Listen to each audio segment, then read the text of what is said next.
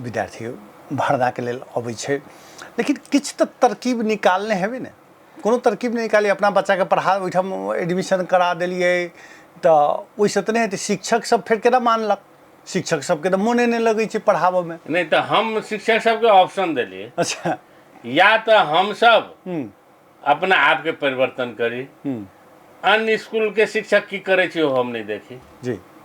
राज्य जे हमरा सुविधा देने है वही सुविधा के पाइब कऽ हम सब जे देव सकै छियै वो कम से कम 10 से 4 के बीच में हम सब ओते चीज दिए।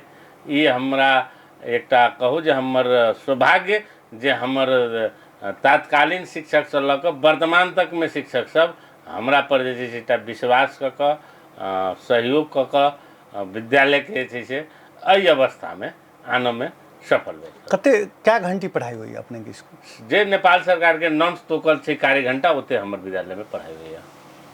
तो झगड़ा नहीं करिए शिक्षक सब? कैला झगड़ा करते हैं? दूसरे स्कूल में तो नहीं हुई जो ना, तो अहाँ चल जाओ सर्वा करा लिया। तो वो तो शिक्षक सब तो नेता छे, इतने आसान से छोड़ देते? नहीं बुझे तो वो नेता छथिन तो हमहूँ तो मान लिए समुदाय के लऽ कऽ चलै छी ना।